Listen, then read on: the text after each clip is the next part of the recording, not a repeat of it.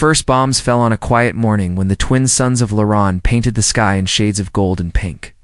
Elder Veth stood at the window of the great hall, watching smoke rise from the distant capital city. His pale blue skin had grown even paler in the last few hours. His hands trembled as he held the communication device that had just delivered the worst news of his long life. The Drath swarm had come. For 300 years, the Lorai people had lived in peace. They were healers, artists, and diplomats. They had no army because they had never needed one. The Galactic Assembly had promised to protect them. 47 species had signed the treaty. 47 voices had sworn to defend any member, world from invasion. Now those voices were silent. Veth turned away from the window as another explosion shook the ground. His assistant rushed into the room with tears streaming down her face. She was young, barely 30 cycles old, and she had never seen war. None of them had. "Elder, the eastern cities have fallen," she said. "The Drath are killing everyone. They show no mercy." Veth closed his eyes. The Drath swarm was known throughout the galaxy as conquerors without conscience. They took what they wanted and destroyed what they did not need.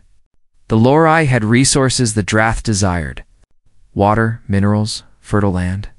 The Lorai themselves were worthless to the swarm. They would be eliminated.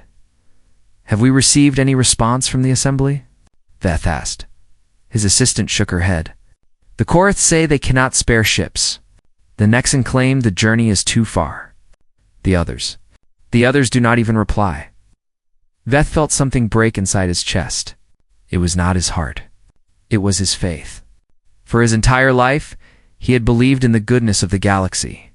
He had believed that civilized beings would help each other.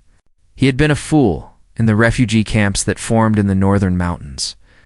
A young Lorai woman named Kira dug through the ruins of a collapsed shelter. Her hands bled from the sharp stones, but she did not stop. Her mother was somewhere under the rubble. Her father. Her little brother, who had just celebrated his 10th cycle. "Help me," she screamed at the people walking past. But everyone was searching for their own families. Everyone was lost in their own grief. Hours later, Kira sat alone beside 3 bodies covered in white cloth. The mountain wind was cold, but she did not feel it. She did not feel anything. The tears had dried on her face and left tracks in the dust that covered her skin. A Drath warship flew overhead, shadow blocking out the suns for a moment. Kira looked up at it with empty eyes. She had no weapons. She had no training. She had nothing but rage that burned so hot it felt like ice. "I will kill them all," she whispered to the bodies of her family. "I swear it." But she knew it was an empty promise. The Lorai could not fight the Drath. No one could. No one would even try in the Great Hall. Now a command center for the desperate resistance, Elder Veth recorded message after message. He sent them to every corner of the galaxy. He begged, he pleaded. He offered everything the Lorai had in exchange for help. The responses came slowly, and each one was the same. "The Drath are too powerful," said the Korath ambassador. "We must think of our own people first. Strategic withdrawal is the wise choice." "We have calculated the odds," said the Nexan Council. "Intervention would cost us more than we could gain. Our resources must be allocated elsewhere." "The Assembly has considered your request," said Ambassador Torin, a tall being with silver scales and cold eyes. "We have voted. The decision was difficult, but we must be realistic. Laron is strategically expendable. We are sorry." Veth stared at the screen long after Torin's face disappeared. Strategically expendable? That was what his people were worth. Nothing. Less than nothing. A problem to be ignored until it went away. The Drath continued their advance. City after city fell. The death count rose into the millions. The survivors fled to the mountains, to underground caves, to anywhere they might hide for another day. But everyone knew the truth. There was nowhere to run. The Drath would find them eventually. Kira joined the other survivors in a camp hidden in a deep valley. She did not speak to anyone. She simply sat and sharpened a piece of metal she had found in the ruins. It was not much of a weapon, but it was something. When the Drath came for her, she would not die without a fight. Elder Veth made one final broadcast. He did not send it to the assembly. He sent it everywhere, to every frequency, to every corner of the known galaxy. He no longer expected an answer. He simply wanted someone to know that the Lorai had existed, that they had lived and loved and dreamed, that they had mattered. "This is Elder Veth of Loran," he said into the recorder. His voice was tired, but steady. "Our world is dying. Our allies have abandoned us. If anyone can hear this, please, we need help. We are not warriors. We are healers. We only wanted peace.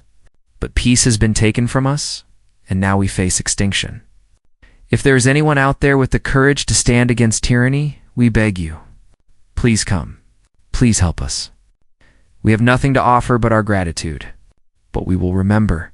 If even one of us survives, we will remember those who came when no one else would." He ended the transmission and sat in silence.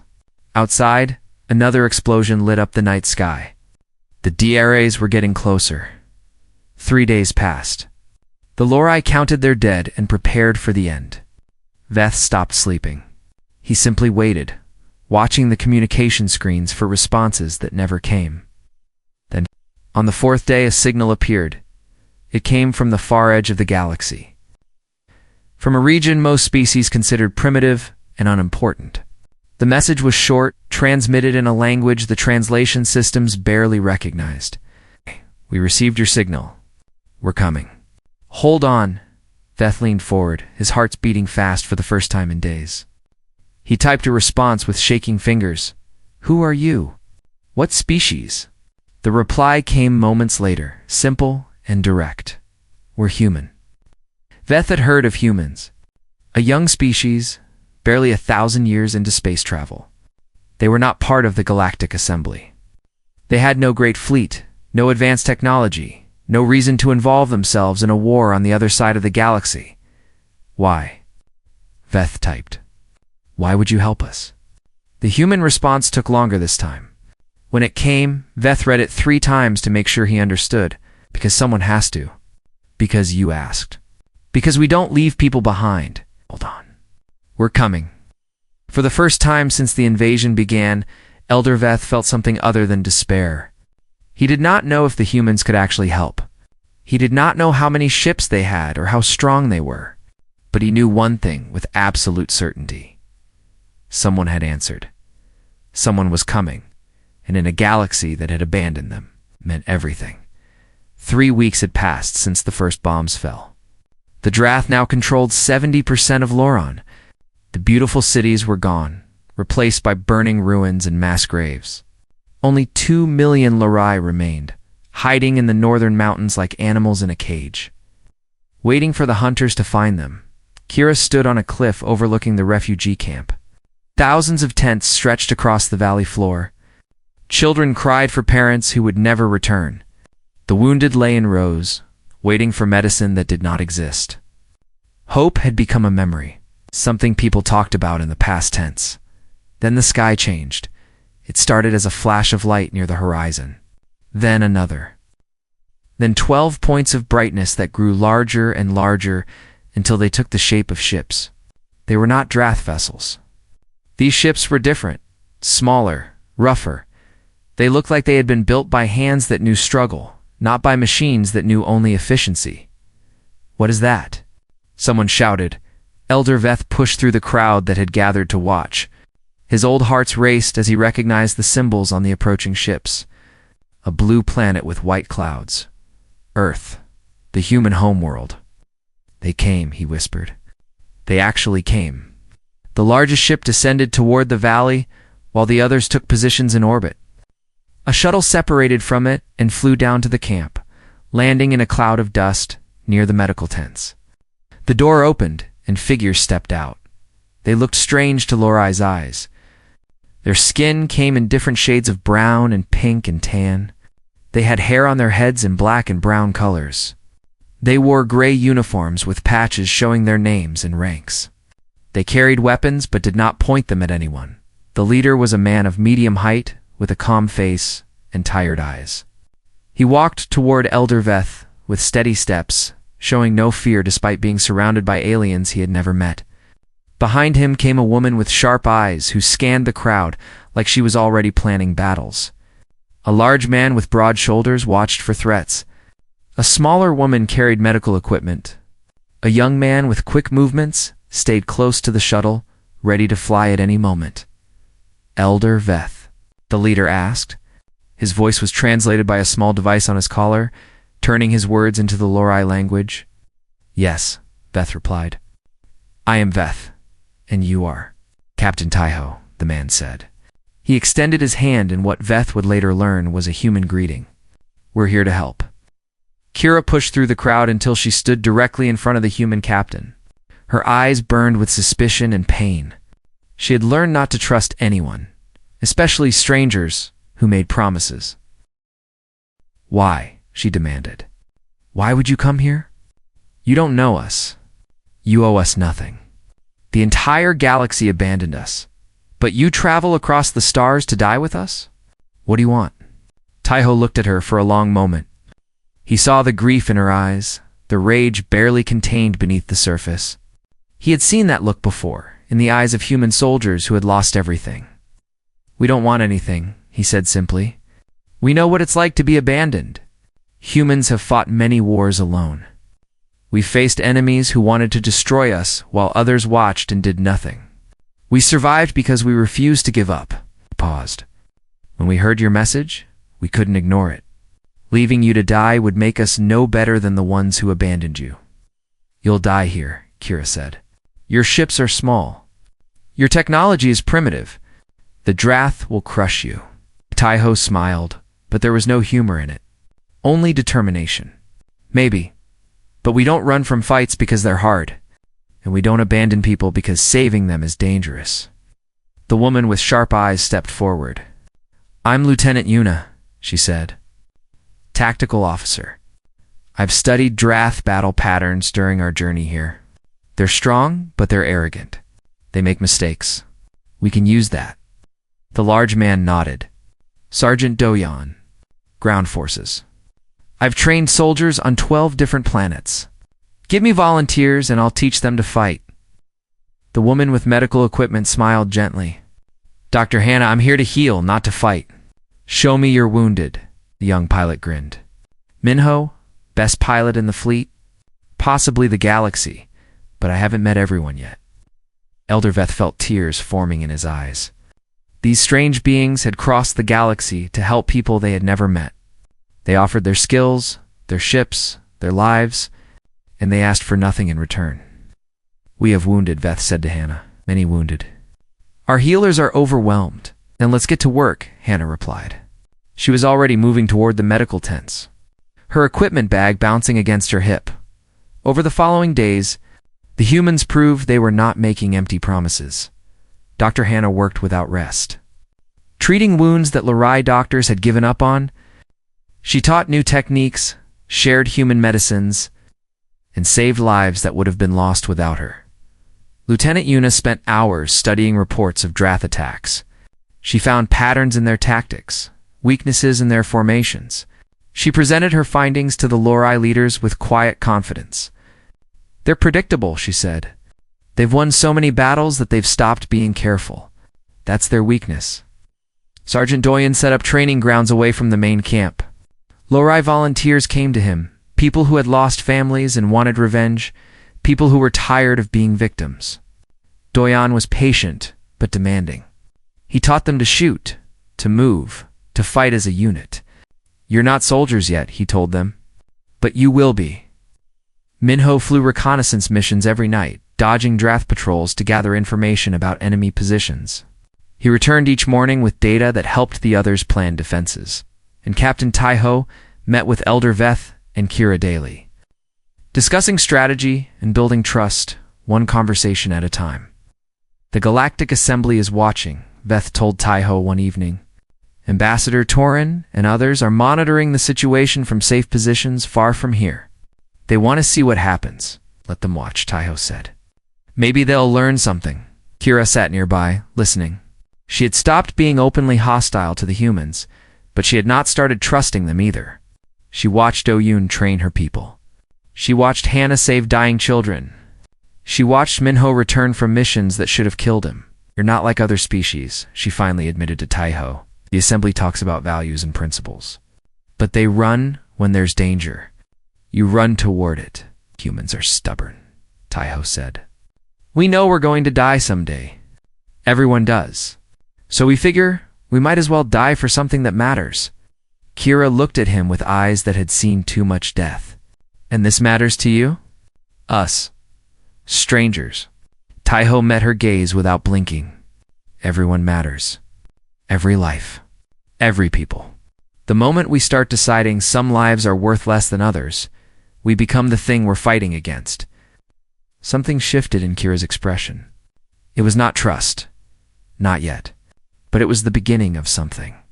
Respect, perhaps. Or hope. The Drath were coming. Everyone knew it. The enemy had paused their advance after detecting the human ships, but they would attack soon. The battle for Laran was coming, but for the first time, the Lara would not face it alone. The Drath attacked at dawn. Their ships filled the sky like a dark cloud, blocking out the light of the twin suns. Ground forces poured from transport vessels, thousands of armored soldiers with weapons designed to kill efficiently. The Drath commander had decided that the human presence was an insult that needed to be answered with overwhelming force. He expected the battle to last less than a day.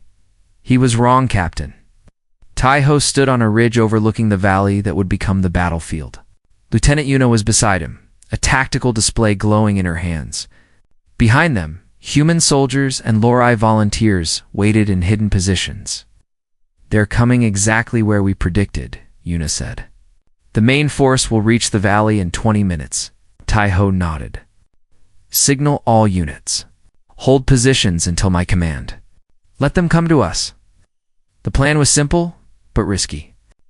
The humans had spent the past week preparing the valley, turning it into a trap. Mines buried in the ground. Ambush points in the rocks. Hidden tunnels for quick retreats and surprise attacks. It was not a fair fight. The humans had no intention of fighting fair.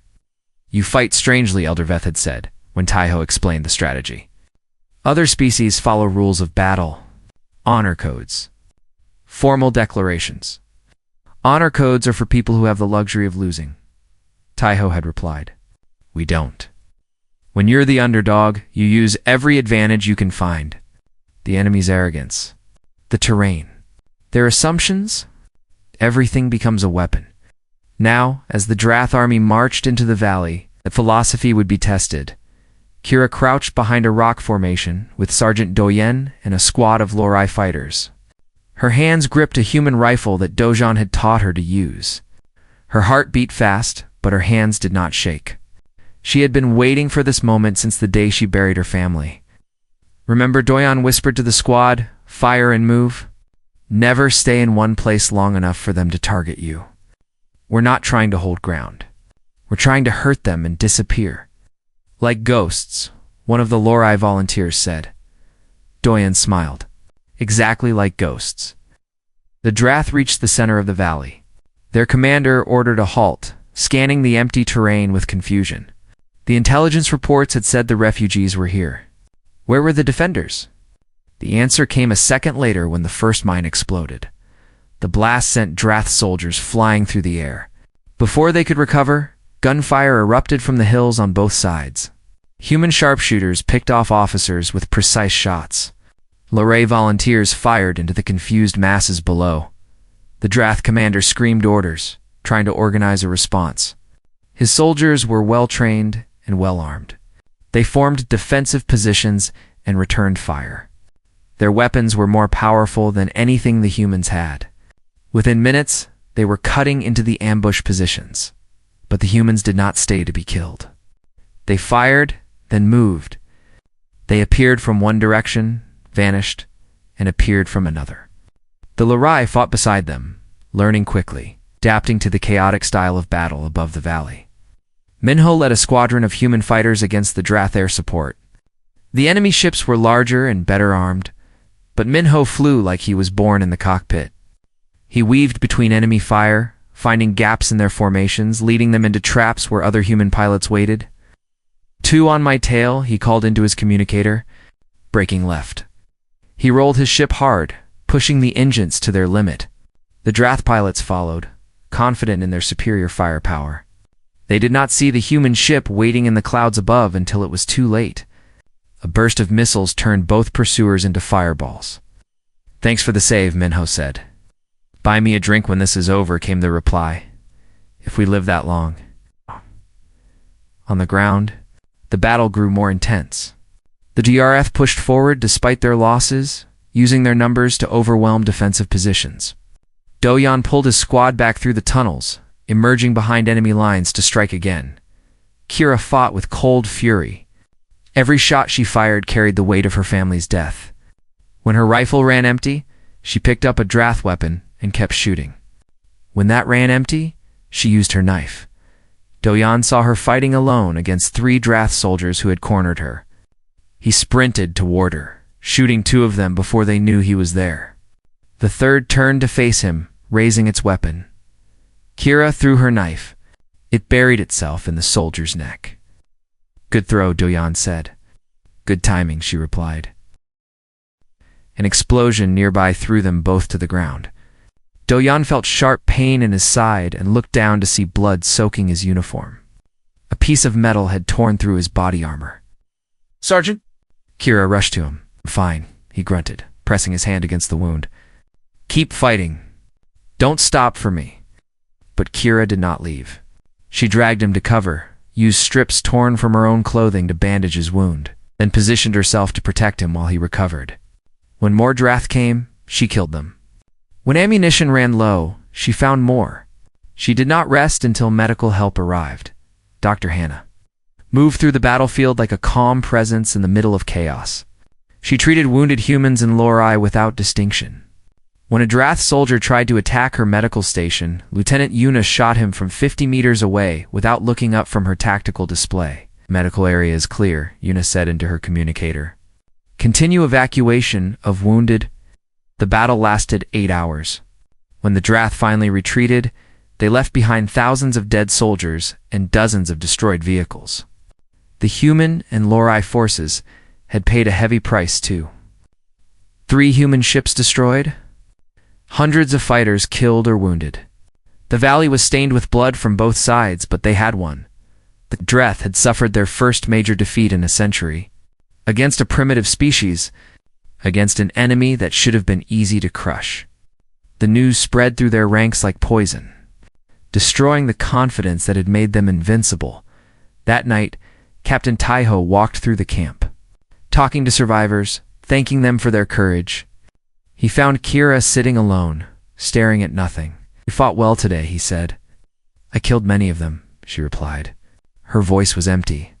"But it doesn't bring my family back," No Taiho agreed. "It doesn't. Nothing will." "I'm sorry, then why keep fighting?" Taiho sat down beside her. "Because the family you lost would want you to live. And because there are others who still need protecting. Fighting doesn't erase the past, but it can build a future." Kira was quiet for a long moment. "Your sergeant almost died today." "Because of me." "Because he came to help me." "That's what we do," Taiho said. "We protect each other. We don't leave people behind. Not even strangers." Kira looked at him with eyes that had changed since the battle. The rage was still there, but something else had joined it. Connection. Purpose. "Teach me," she said. "Teach me to fight like you do. Not just for revenge. For something more." Taiho nodded. "We will." In the distance, the fires from the battlefield still burned. But above them, the stars shone clear and bright. And somewhere in the galaxy, the other species watched and wondered how a primitive people had achieved what no one else would even attempt. The first battle was over. But the war had just begun. News traveled fast across the galaxy. Videos of the battle spread from world to world, showing something no one had expected to see. Human soldiers standing beside Lori refugees. Small ships fighting against the mighty Drath fleet. A victory that defied all logic and reason. On 100 different planets, citizens watched the footage and asked the same questions. Why had the humans helped when no one else would? Why had these primitive newcomers risked everything for strangers?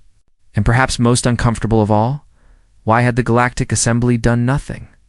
Ambassador Torin sat in his comfortable office on the assembly station, watching his communication screen fill with angry messages. Citizens were demanding answers. Leaders were asking difficult questions. The political situation that had seemed so simple a week ago was now extremely complicated. "This is a disaster," he muttered to his assistant. "We voted to abandon Laron. It was the logical choice, the safe choice. And now these humans have made us look like cowards." "Perhaps we were cowards," his assistant said quietly. Torin glared at him. "Be careful what you say." But the assistant was right, and Torin knew it. The assembly had calculated the risks and decided that helping Laron was not worth the cost. They had hidden behind words like strategic and practical to justify leaving an entire species to die. And now a young primitive species had shown them what real courage looked like. Across the galaxy, on the Korath homeworld, citizens gathered in public squares to protest. They waved signs and shouted at government buildings. "We could have helped," they cried. "Why did we abandon them?" The Korath leaders, who had called retreat wise, now faced the anger of their own people. The Nexen, who had cited resource allocation, discovered that their careful calculations had failed to account for something important: shame. Their citizens demanded to know why numbers mattered more than lives, why logic had been used as an excuse for cowardice. But while the galaxy debated morality and politics, the Drath Emperor made his own plans.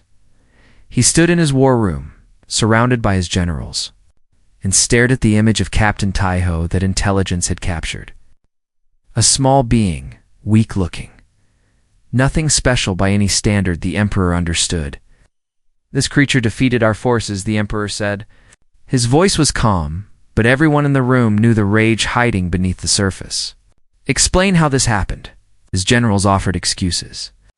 The terrain favored the defenders. The humans used dishonorable tactics.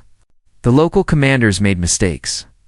None of them wanted to admit the truth, that the Drath had underestimated their enemy. "Enough," the Emperor said. "I don't want explanations. I want results. Prepare the Grand Fleet. 500 warships. We will crush these humans and the Larad together, and we will make an example that the galaxy will never forget." His generals bowed and hurried to obey. No one doubted that 500 warships would be enough. The humans had 12. The mathematics was simple. On Laron, the human commanders knew exactly how bad their situation had become. 500 ships, Lieutenant Yuna said. Displaying the intelligence on the command room screens, they're gathering at the edge of the system. Based on their movement patterns, we have maybe 2 weeks before they attack. Captain Taiho studied the data in silence. Sergeant Doyen sat nearby, his wound healing but still painful. Dr. Hannah and Minho waited for someone to speak. "We can't win against that many," Minho finally said. "Even with tricks and traps, the numbers are impossible." "We could retreat," Hannah suggested softly. "We've done what we came to do. We showed the galaxy that the Lorai weren't alone." "Maybe that's enough." "Is it?" Doyen asked. "We saved them once. Do we leave them to die now?" Taiho looked around the room at his officers, his friends. They had followed him across the galaxy on a mission that everyone said was impossible. They had fought beside strangers and bled for people they had just met. And now he had to ask them to face certain death. "I won't order anyone to stay," he said. "This was always a volunteer mission. We came because we believed it was right, not because we expected to win. Anyone who wants to leave can go home. No one will think less of you." Silence filled the room. No one moved. Captain Yunus said, with respect, "We didn't come all this way to quit. The mission isn't finished." "The Lorai still need us," Hannah agreed. "Especially now. Besides," Minho added with a weak smile, "running isn't really our style, is it?" Doya nodded. "We stay. We fight. Whatever happens, die." Felt pride swell in his chest. He had known his people were brave, but this was something beyond bravery. This was faith. Faith in the cause. Faith in each other. "All right," he said. "Then let's figure out how to beat 500 ships." Elder Veth came to the command room later that day. He had heard about the incoming fleet. He had also heard that the humans were staying. "You are choosing death," he said to Taiho. "You could leave. Your ships are fast enough to escape." "We could," Taiho admitted. "But what kind of people would we be if we did?" Veth had no answer to that question. Kira did not need to hear the news from anyone. She could see it in the faces of the humans she had come to respect. They knew they were going to die, and they were preparing to fight anyway. She found herself standing before a crowd of Lorai survivors that evening.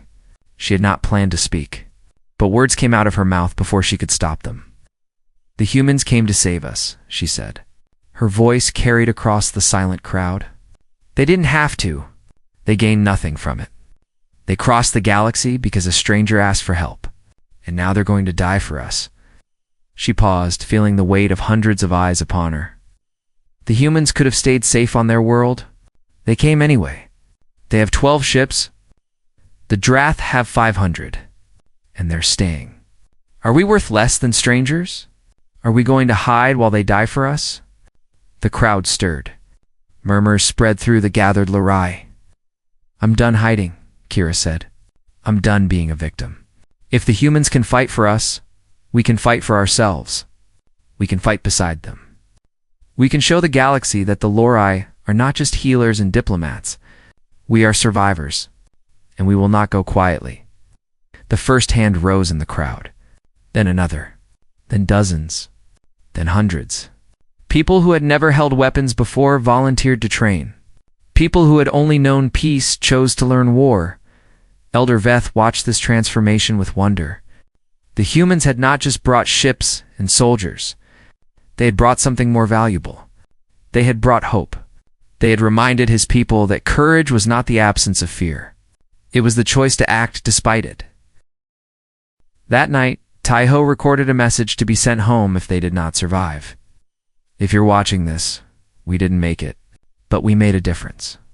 We showed the galaxy what humans believe in. We showed them that we don't abandon people in need, even when the cost is everything. Tell our families we love them, and tell Earth to keep the lights on.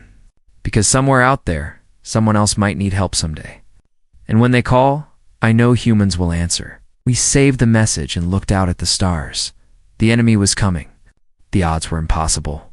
But for the first time in human history, they would not face the darkness alone. They had made friends among the stars. They had found a cause worth dying for, and if death was coming, they would meet it together. The Drath Grand Fleet arrived like a storm made of metal and fire. 500 warships blocked out the stars as they took position around Loran. Each one was bigger than the entire human fleet combined. Their weapons could burn cities from orbit. Their armor could shrug off anything the defenders had to throw at them. The Drath. Commander broadcast a message that echoed across the planet. "Surrender the humans, and we will grant you quick deaths. Refuse, and we will make your end last for generations." Elder Veth stood in the command center, surrounded by humans and Lorai alike. He looked at Captain Taiho, who nodded slowly. Veth opened a channel to the Drath fleet. "The humans are our family now," he said. His voice did not shake. "You will have to take us together," the Drath commander laughed. Then he gave the order to attack. The final battle began. Minho led the human fighters into the swarm of enemy ships. They were outnumbered 50-1. But they flew like people who had already accepted death and found freedom in that acceptance. They dodged between massive warships, striking at weak points, drawing fire away from the ground forces. "They're everywhere," one of his pilots reported. "We can't dodge them all." "Then don't dodge," Minho replied. "Make them regret every shot they take. Make them pay for every one of us they kill." On the ground, Sergeant Doyan led the combined human and Lorai forces against the Drath landing parties.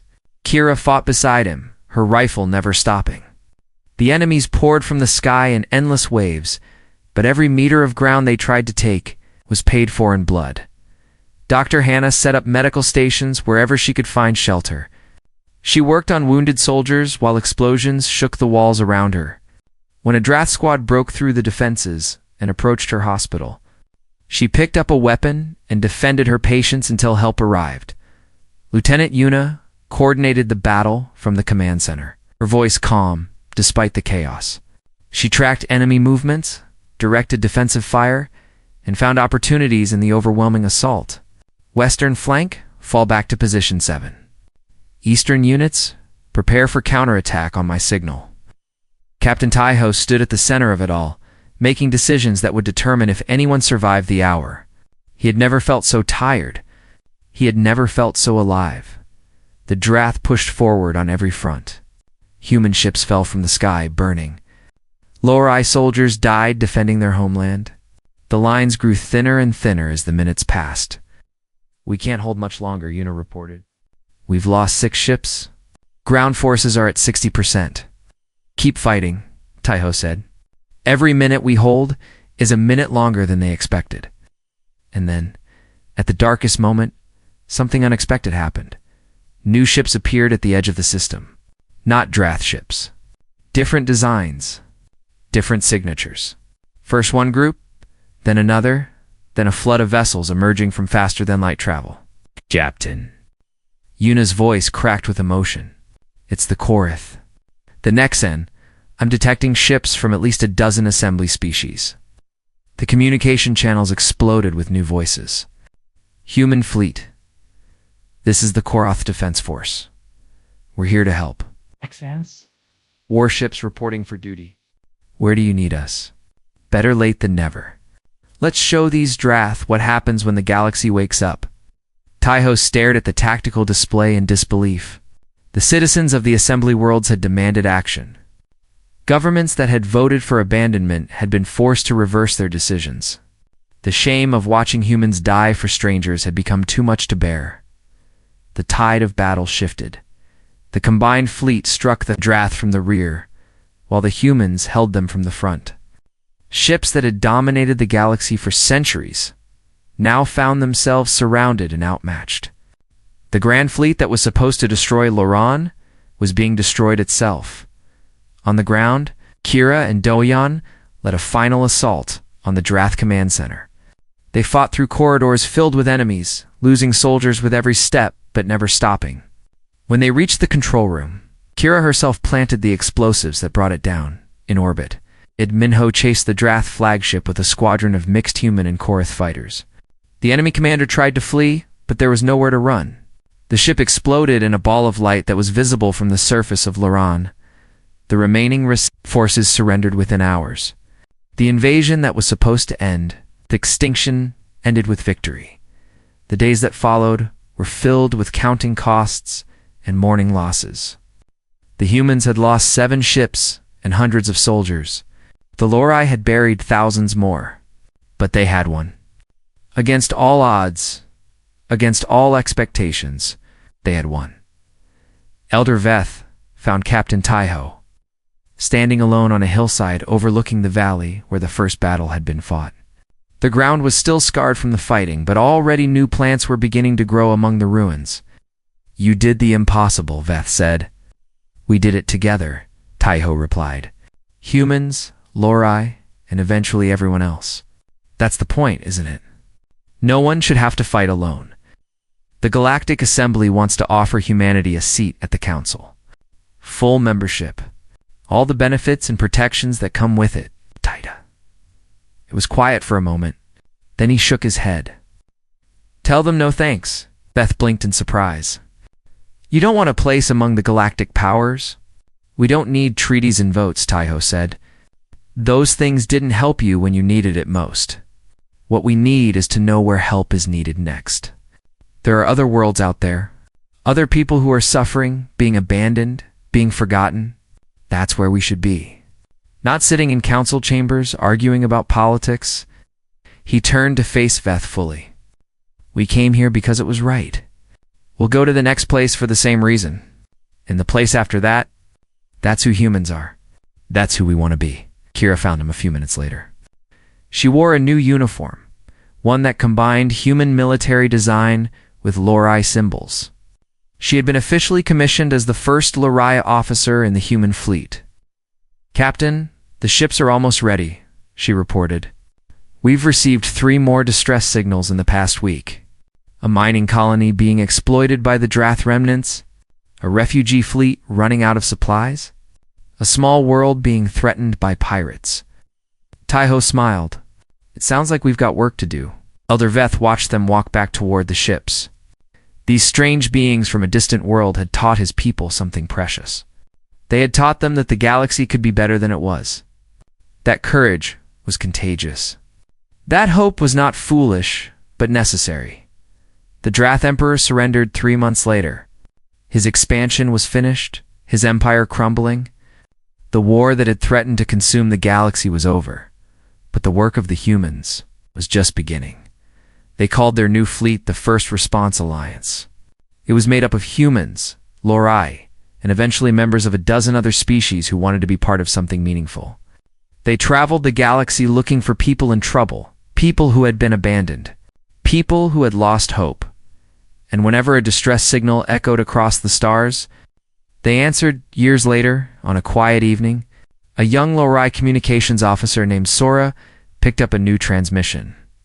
It came from a distant world, a place she had never heard of.